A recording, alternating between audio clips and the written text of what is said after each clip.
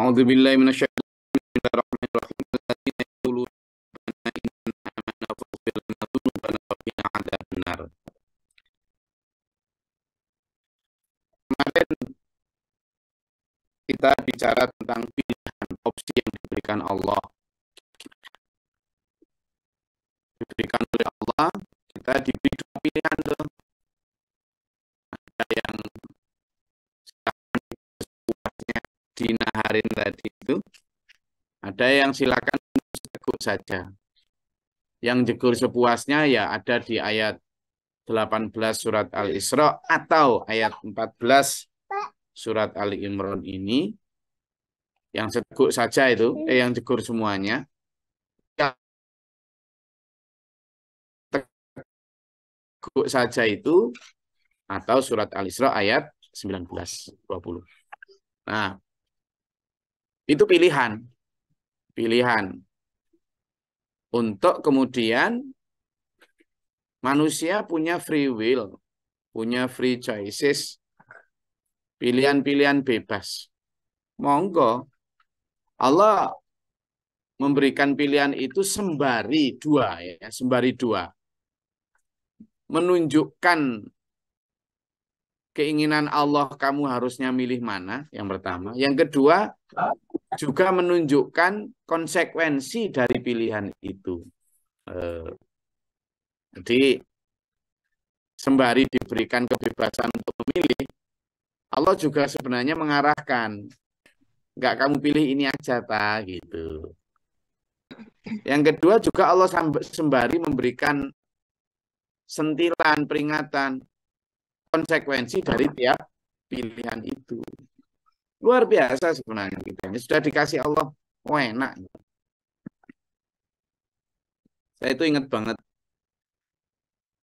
Pak Guru Muhtar itu ngajarin kami itu, apa yang tak bawakan ke kalian, Quran ini, gitu ya, yang dibawa oleh malaikat Jibril disampaikan oleh Rasulullah Muhammad SAW dan sampai di kita itu, Quran yang sekarang kita terima ini sebenarnya ya, ajaran yang disampaikan SPMA ini itu seperti orang makan nasi sama telur, lauk telur itu. Semuanya kan gampang loh. Kalau daging sama pakai ngunyah susah-susah. Kayak telur. Gampang, enak, sudah. Ya, sama tinggal makan aja tuh. Sama yang diberikan oleh Allah tadi itu. Pilihan-pilihan itu sudah diberikan oleh Allah. Di ayat 14, orang seperti ayat 19 surat Al-Isra, 18, sementara yang ayat 19 Al-Isra adalah surat Ali Imran ayat 15. Sudah diberikan. Dan Allah berikan. Dan untuk keduanya, kata Allah, ayat 20 ya, kami berikan kemurahan dua-duanya. Yang milih mana berarti Allah beri. Tetapi Allah juga di ayat 21 menentukan. Tapi perhatikanlah, ada derajat yang lebih tinggi. Artinya Allah menginginkan sebenarnya kita diperintah untuk memilih ayat yang 19 dan ayat yang 15 di kedua surat itu. Nah, di ayat 15 surat Ali Imran dan 19 surat Al-Isra itu adalah lilladzina taqaw tadi ya. Itu akan diikuti atau berguna bagi orang-orang yang bertakwa. Nah, bertakwa itu selanjutnya di ayat 16 surat Ali Imran ini menyatakan siapa yang dimaksud dengan orang-orang bertakwa itu? Siapa yang dimaksud dengan orang-orang yang kemarin dijanjikan akan mendapatkan si surat Ar-Rahman, surat Al-Waqiah kemarin itu ya, yang mendapatkan apa? Bidadari yang seperti Lu'lu'il Maknun ya kan? Dan seterusnya itu. Siapa yang mendapatkan? Yaitu orang-orang yang bertakwa. Siapa yang bertakwa? Nah, ayat 16 ini nyatakan yaitu alladzina yaquluna rabbana innana amanna faghfir lana dzunubana wa qina adzabannar. Yaitu orang yang berdoa. Nah, berdoa ini kan mesti keluar atau muncul dari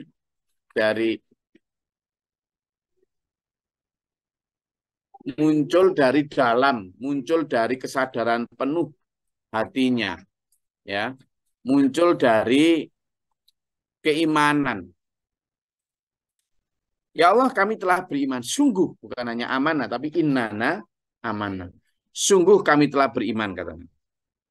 Beriman terhadap apa? Ya terhadap akhirat tadi. Beriman terhadap apa? Ya terhadap tawaran tadi. Ya, mungkin. Jadi beriman terhadap tawaran tadi. Tawaran akhirat tadi loh. Kan sulit ya. Ketika diberikan dua pilihan. Ini loh, surga dunia. Kelihatan. Ini loh surga akhirat. Enggak kelihatan. Ini sekarang, ini nanti. Ini loh ancaman kemiskinan dunia. Ini loh ancaman kemiskinan akhirat. Ini kerasa sekarang ancamannya, malunya, gengsinya. Sementara ini loh ancaman melarat akhirat. Enggak kerasa, enggak kelihatan, masih nanti. Lalu kita diperintah untuk milih. Untuk benar-benar milih yang enggak kelihatan, ini butuh iman dulu. Butuh keyakinan. Maka di sini orang yang dapat itu adalah orang yang alladzina yaquluna rabbana innana amana. Sungguh kami beriman. Beriman betul Mas Zaid. Di depan kita ada bidadari dunia. Di akhirat ada bidadari surga. Milih mana? Dua-duanya. Oh, Zahidun. Nah iya, Doroba Zahidun. Doroba Zahidun Amron. Ya, ini terus Amron. Ini Zahid. Jadi kita dihadapkan itu, maka butuh iman untuk memilih itu tadi. Lalu kemudian faghfiran dzunubana. Apa dari faghfiran dzunubana? Berarti orang yang bertakwa itu selain iman betul terhadap akhirat, yang kedua juga dia merasa selalu memiliki dosa. Sadar diri, rendah hati, selalu merasa punya dosa. Selalu menyadari bahwa dirinya kurang. Berarti orang yang bertakwa itu bukan orang yang kemudian tidak mau diingatkan. Bukan orang yang kemudian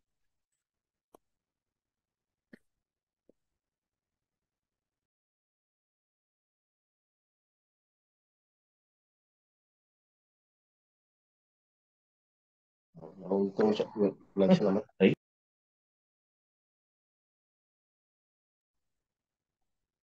Jadi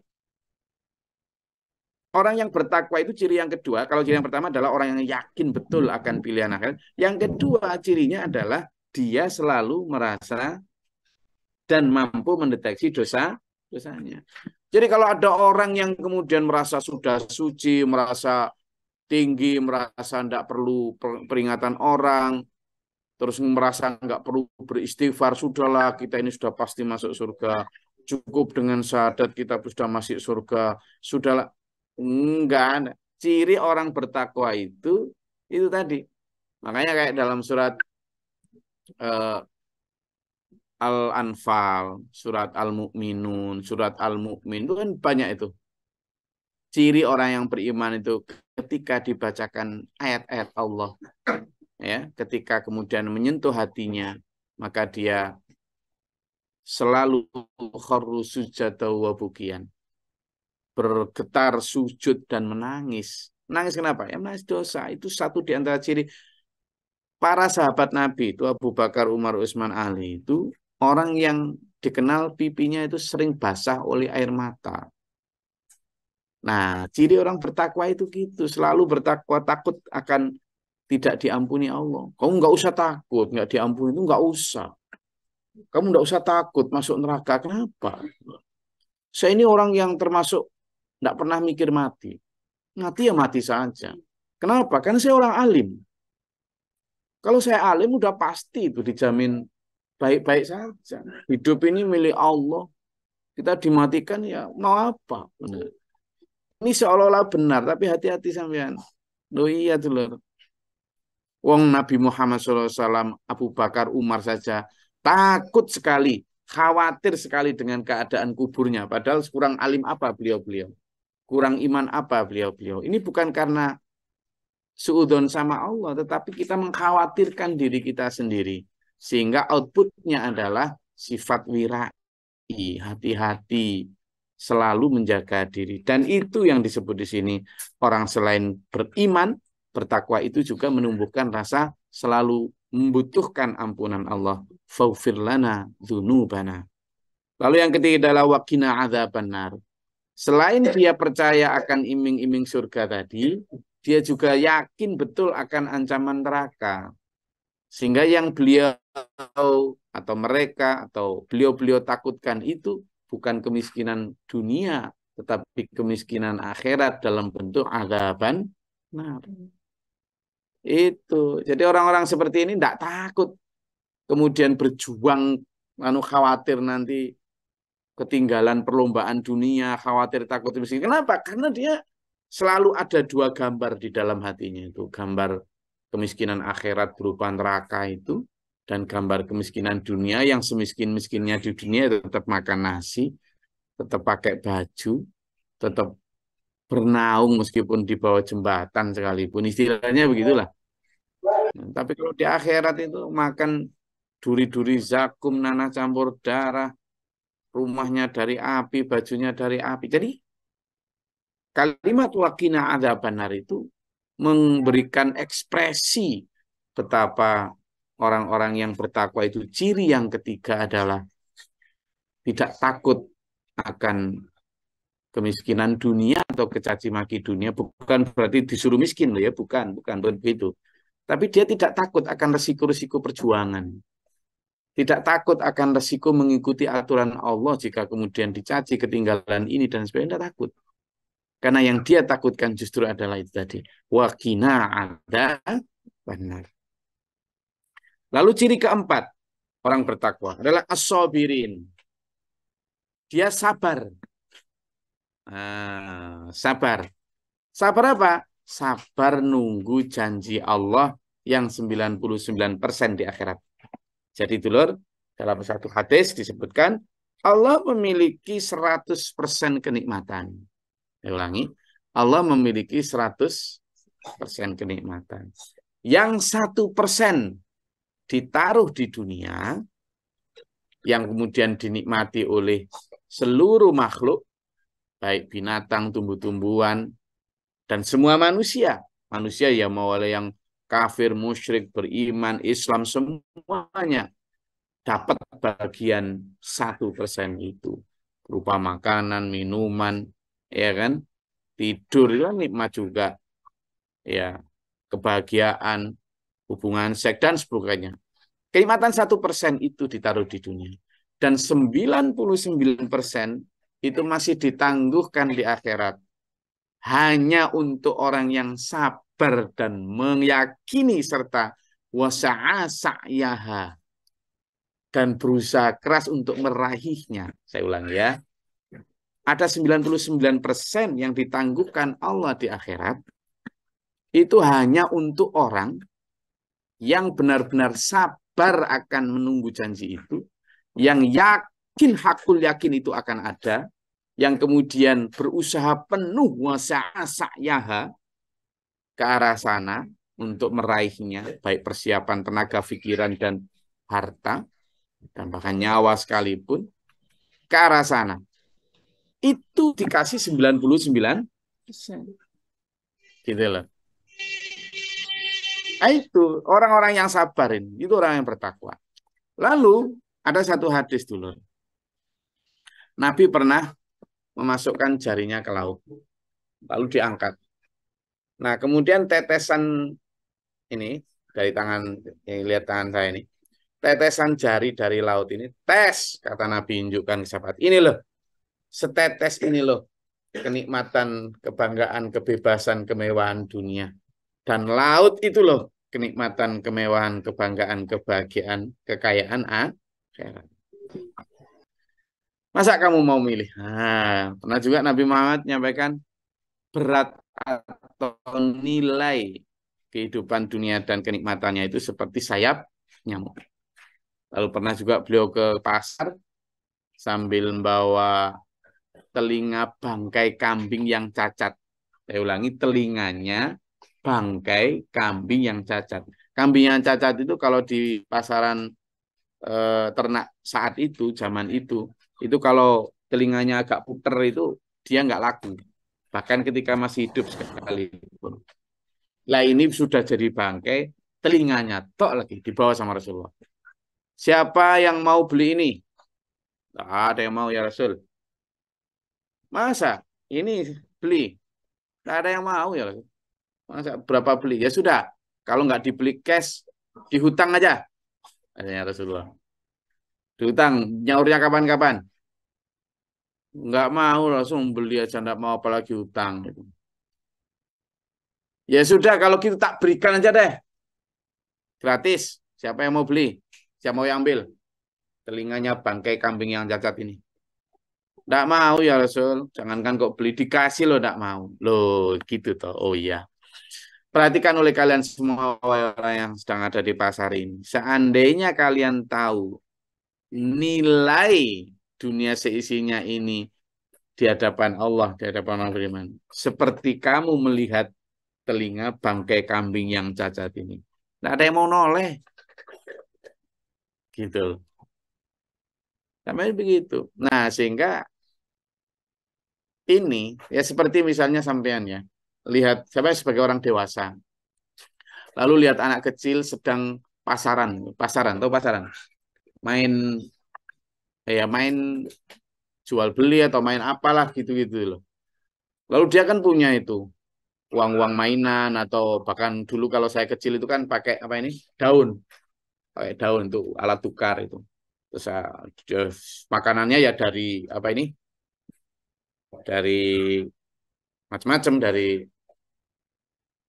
kita jual makanan, jual apa padahal sebenarnya ya itu air campur tanah apa. Bagi yang main itu berharganya. Berantem bila perlu. Kalau ada yang ngambil uangnya, ya enggak? Bahkan jangankan ambil uangnya. Tempat jualan lalu digeser dikit, marah, berantem betul. Lah kita yang dewasa ngeliat itu gimana? Berharga enggak? Belas. Gitu aja kok. Kan gitu kita sering. Padahal bagi anak-anak itu, hidup mati ini. Nama lagi main kelereng. Teng. Kelereng satu itu kalau kena sana rebutan berantem misalnya. Padahal bagi kita layang-layang apa segala macam. Nah, itu di mata orang-orang yang beriman dulu. Sehingga as-sabirina, kalimat orang bertakwa ini, sabar nunggu yang the real happiness di akhir. Sabar.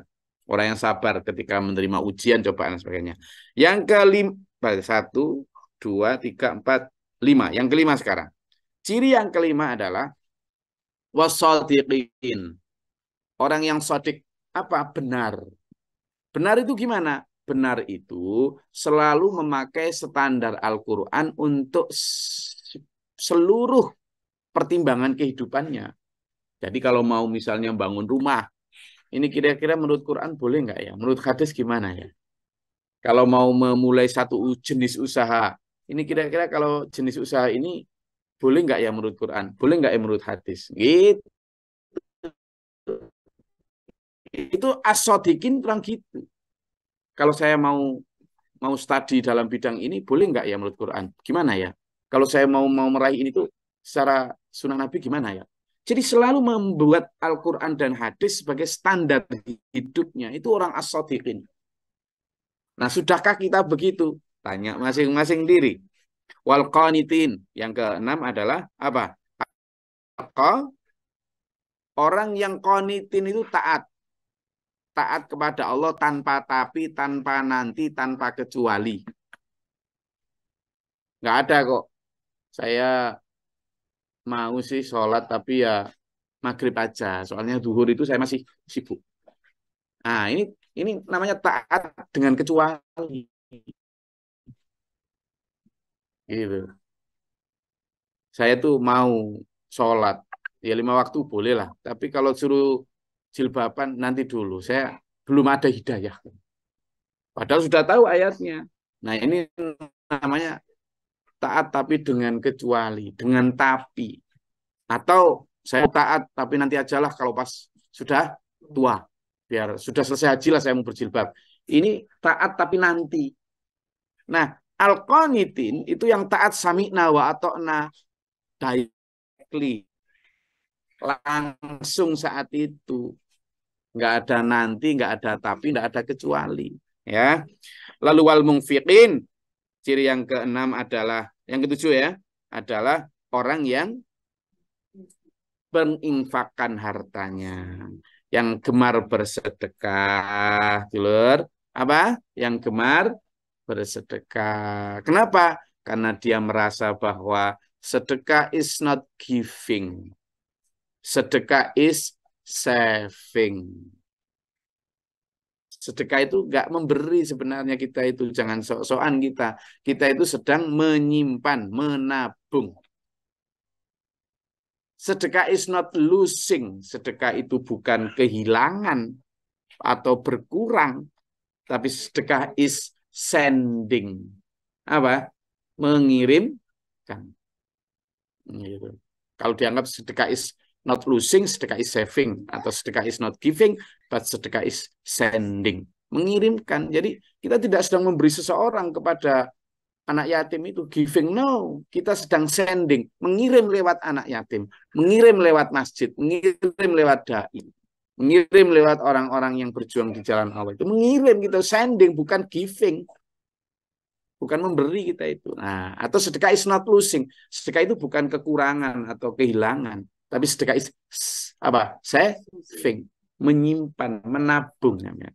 Nah, orang-orang yang munfikin itu gemar itu karena gitu, yakin betul akan saving, akan sending tadi. Wal mustaghfirina bil asar, dan yang terakhir ke-8 jadinya adalah orang-orang yang selalu bertahajud dulu.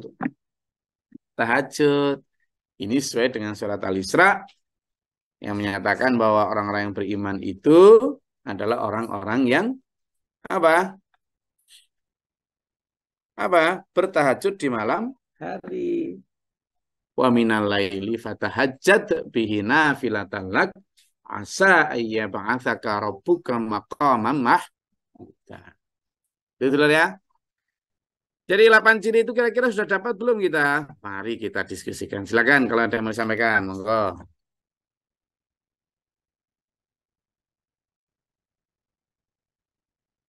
Monggo.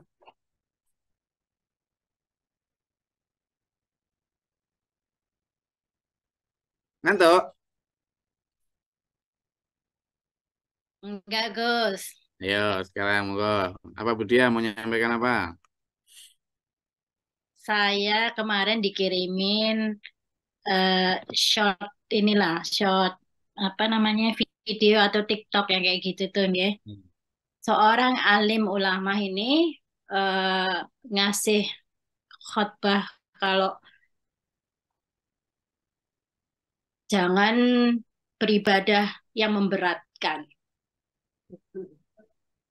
Yang utama adalah hati kita ini baik. Untuk apa kamu itu beribadah, sholat, tapi kamu masih ngerasani tonggomu? Untuk apa kamu bersedekah? Untuk apa kamu bertahajud yang seperti itulah, tapi hatimu masih ada hasadnya seperti itu. Dan yang mengirimkan video ini ke saya adalah seorang muslim yang tidak praktis Islam. Ya Islam, tapi nggak pernah sholat, nggak pernah apa namanya, nggak pernah puasa yang segala macam kayak gitu. Sehingga membuat saya berpikir kalau orang yang seperti ini yang ilmunya mungkin belum belum ini ya apa atau nggak ada ilmunya tentang Islam ini akan percaya dong Gus kalau nggak penting itu semua kan. Yang penting hati kita baik dulu. Baru baru kita beribadah yang diwajibkan oleh Allah ini. Ini membuat saya jadi berpikir gimana nanti masa depannya. Apa namanya para muslim yang nggak punya yang kurang ilmu ini diberikan khotbah seperti itu. Ini aja yang kemarin saya kepikiran Ya. dan bikin emosi terus. Jadi memang gini, ya saya tidak ingin mengkritiki para penceramah atau para ulama yang begitu ya, itu hak mereka ya. Tetapi yang saya ingin ajak sampean di sini itu gini ya. Di agama itu ya, holistik ya, integral. Ketika Rasul menyampaikan tentang eh, tau'an wa karhan, gitu kan? Kemudian khaufan wa tama'an, kemudian khifafan wa thiqalan. Ada itu. Jadi kita itu ya, khifafan wa thiqalan itu adalah satu kalimat bahwa kamu itu berlarilah, infiru khifafan wa thiqalan, baik dalam keadaan ringan maupun berat. Itu perintahnya jelas. Jadi kalimat itu menunjukkan bahwa kamu jangan milih-milih. Yang berat gak usah, yang ringan aja, yang penting. Tidak ada pilihan gitu, itu tidak ada. Kita itu jelas kalimat khifafan itu ringan, wathiqolan berat. Berarti dalam keadaan ringan maupun berat, kita diperintah tetap maju. Itu yang pertama. Coba dibuka itu, Bu, di surat At-Taubah ayat 41. Ayat 41. Nanti tunjukkan sama dia. Di surat At-Taubah ayat 41. Enggak.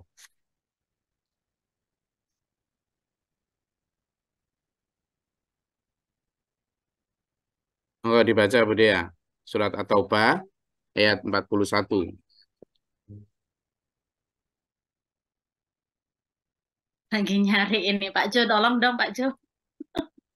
Ayo siapa aja? Pak Ju juga nyari itu. Ayo, yang udah dapat, yang belum baca tadi. Izin Gus. A'udzubillahiminasyaitonirrajim. Bismillahirrahmanirrahim. Berangkatlah kamu berangkatlah Berat. berangkatlah Mana? kamu. Kurang kopi. Mana Burini tadi? Ayo, Burini tadi kayaknya mau nyoba tadi, Burini Malang. Nggih, Ketemu nyun Burini. sewu, Bos. Nyun sewu, Bos. Mas Iswanto ngopi dulu, berat lah gimana? Ayo. A'udzubillahiminasyaitonirrajim. Bismillahirrahmanirrahim. Berangkatlah kamu baik dengan Berangkatlah kamu baik dengan rasa ringan maupun dengan rasa berat. Dan berjihadlah dengan harta dan jiwamu di jalan Allah. Yang demikian itu adalah lebih baik bagimu jika kamu mengetahui. Nah, itu tadi, jika kamu mengetahui, itu lebih baik.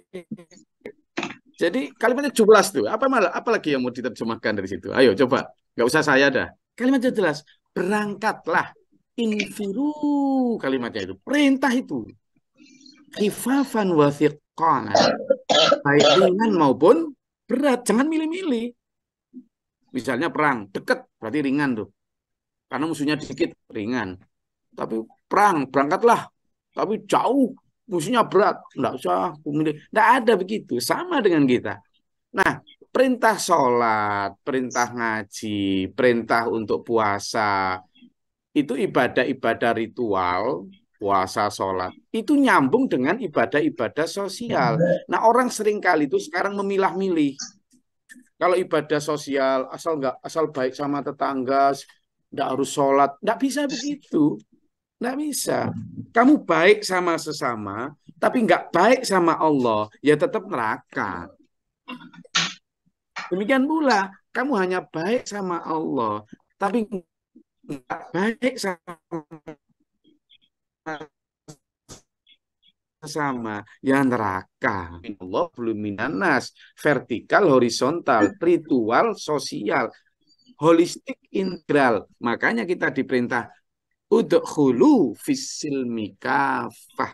Masuklah kamu ke dalam Islam itu kafah, utuh, integral, holistik. Tidak bisa parsialistik atau separuh-separuh. Islam itu bukan swalayan yang kamu mau milih yang enak dipilih, yang enggak bisa begitu. Nah, sayangnya kita ini kemudian seringkali dininabobokan oleh arahan ceramah dan lain sebagainya yang mengajak kita justru untuk santai, tenang, padahal kita belum melakukan apa-apa. Gitu loh. Nah, akhirnya diterima oleh orang yang juga nggak pernah sholat, nggak pernah apa, malah nggak pernah mau sholat. Kenapa? Karena tadi itu ceramah, sudahlah, nggak usah terlalu berat-berat. Bagi dia, sholat itu berat sekali. Lah kemudian kita dikasih ceramah nggak usah berat-berat, ya akhirnya nggak sholat. Apalagi kemudian dikasih contoh, lihat itu ada pelacur yang nggak pernah sholat aja masuk surga karena ngasih minum anjing. Akhirnya dia nggak pernah sholat, akhirnya dia melacur aja terus dan ngasih minum anjing terus masuk surga. Ya nggak bisa. Karena pelacur yang memberi minum anjing itu bisa masuk surga. Kenapa? Ketika dia menjadi pelacur, lalu kemudian ada ngasih minum anjing yang kelaparan tadi, berkat dari Allah yang diberikan dengan memberi minum anjing tadi, lalu dia kemudian tobat. Setelah tobat, dia nggak melacur lagi. Setelah tidak melacur, dia masuk surga bukan hanya karena ngasih minum anjing, tapi karena dia bertobat lalu taat. Ini yang nggak diceritakan. Gitu. Jadi ini yang sering kita, misalnya begini dulu. Perintah tahajud itu, meskipun dia sunnah, tetapi banyak dalam Al-Quran yang selain ini tadi, mustaghfirina bil ashar, ya, dia beristighfar di waktu sahur. Coba dibuka tuh dalam surat As-Sajdah ayat 16. As-Sajdah. Nah. As-Sajdah ayat 16.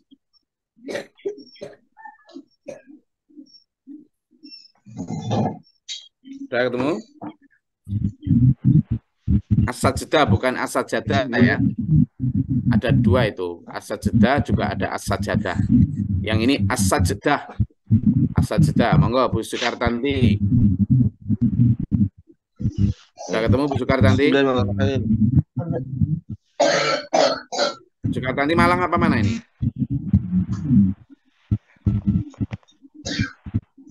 Sudah ketemu?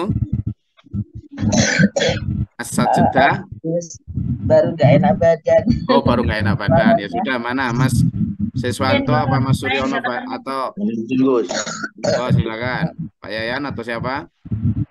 Pak Yayan, Gus. Ya, silakan. Lambung mereka jauh dari tempat tidurnya. Mereka selalu berdoa kepada Tuhannya dengan rasa takut dan harap.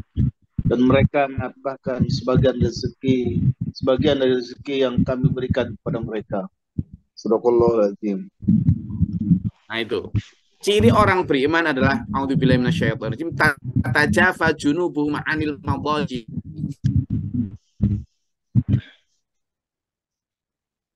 Mereka itu lambungnya itu jauh dari pembaringan. Jadi ketika malam itu dia bangun dari pembaringan untuk bertahajud. Dan selain itu, nah ini tadi Bu dia. Ketika malam dia melakukan ritual tahajud, ketika pagi wahum yungfikun wa mimma razaqnahum yungfikun. Ketika pagi atau siang dia yungfikun, sosial. Gitu loh. Jadi nyambung itu. Kalau dia tahajudnya utuh, maka kemudian berdampak pada perilaku sosial. Ayat tadi itu jelas yang dibaca Pak Yan tadi. Jadi tatajafa junubum anil madaji. Ciri orang yang bertakwa beriman itu mereka tahajud kalau malam. Sehingga sama kalau musim gini pokoknya saya ini sudah alim. Jadi saya merasa tahajud itu enggak perlu lah. Itu nah apa itu? Inilah ayatnya. Jadi ibadah ritual dan ibadah sosial itu nyambung. Gitu. Kalau kemudian hanya yang penting saya nggak berjilbab, nggak apa-apa, yang penting hati saya baik. Gimana melakukan standarisasi hati baik? Hati yang baik itu adalah taat kepada Allah, baik kepada sesama, itu baru baik. Dan kita diberitahu oleh Allah standarnya, tidak untuk mengukur orang lain, tapi untuk mengukur diri kita sendiri, gitu loh. Perintah itu tahajud itu ya. Coba buka dalam surat Al-Isra ayat 79 coba. Maka Ayat 78, 79 tuh surat Al-Isra. Udah ketemu?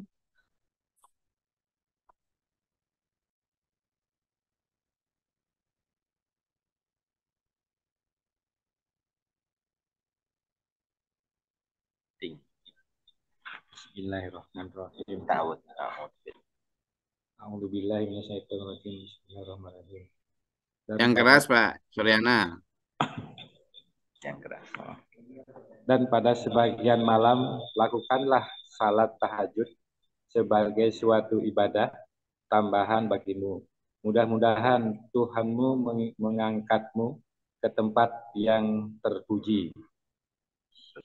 Shadaqallahul azim. Nah, coba Pak Suryana. Itu perintah nggak dari Allah itu? Iya, perintahnya. Perintah. Apakah di situ ada gini? Tapi kalau kamu sudah alim, nggak usah tahajud. Ada gitu? Nggak ada. Nggak ada. Lah kok kemudian sekarang saya ini termasuk seorang alim yang tidak menganjurkan tahajud. Ini kok berani? Gitu lah. Sehingga ketika misalnya, oh ini orang yang sangat bijak, menyarankan agar kita nggak usah ibadah yang memberatkan. Bukan bijak namanya. Gitu. Karena apa? Yang dibaca Budia tadi, infiru khifafan wa thiqalan tadi, Bu Syata tadi, kamu bergeraklah, berangkatlah, buskat nanti atau siapa, untuk berangkat berjihad dengan hartamu, berat maupun ringan. Gitu. Artinya ketika ringan ya berangkat, ketika berat ya jangan milih-milih yang ringan toh. Itu. Ya. Jelas nggak? Saya sudah tunjukkan ayatnya, jelas banget. Kalau masih milih yang ringan-ringan, yang ceramah yang enak, ya sudah monggo saya. Saya sudah tunjukkan. Pokoknya bukan saya loh yang ngomong tadi itu. Ayat Allah. Ada lagi? Saya rasa cukup ya kajian kita pada pagi hari ini. Saya hanya menyampaikan Quran sambian yang baca sendiri. Dan ayat-ayat itu begitu muhkamat, jelas. Kalaupun nggak cocok, berarti yang keliru bukan Qurannya, tetapi hati kita. Ya. Makanya yuk kita perbaiki diri dengan minta pada Allah diberi kekuatan, diberikan kesabaran, diberikan kemampuan, diberikan pertolongan dan keselamatan untuk menapaki siratal mustaqim ila akhirih hayat. Minallahumma shalli wa sallim. Allahumma fir lil mu'minin wal mu'minat wal muslimin muslimat al ahya'i minhum astaghfirullahaladzim. Allahumma ahdina fi man hadait wa afina fi man afait wa lana fi man tawallait wa barik lana fi ma atait wa qina syarra ma qadait. Fa innaka taqdi wa la yuqda 'alaika wa inna liduna nahdan zaman tabarak rabbana wa ta'ala. Alhamdulillah ma qadaita. Astaghfiruka wa atubu ilaika wa sallam. Allahumma da'fa'na al bala wal waba wa qad hastina min jinnin syaitan min kufar rabbana natina wa lina sabina min qawmi dhalimin. Rabbana wa la taj'alna fi qawmin dhalimin Allahumma rfa' darajatana fid dunya Rabbana minna faktubna ma syahidin Rabbana la tuzigh qulubana ba'da idh hadaytana wa hab lana min ladunka rahmah innaka antal wahhab Rabbana innana sami'na munadiyan yunadi lil imani an aminu bi rabbikum fa'amanna Rabbana faghfir lana dhunubana wa kaffir 'anna sayyi'atina Rabbana waj'alna muslimina laka wa min dhurriyyatina ummatan muslimatan laka wa arina manasikana wa tub 'alaina innaka antal rahim Rabbana wa la tahmilna ma la taqata lana bihi wa'fu 'anna warhamna anta mawlana fansurna 'alal kafirin Rabbi a'udzu bika min hamazati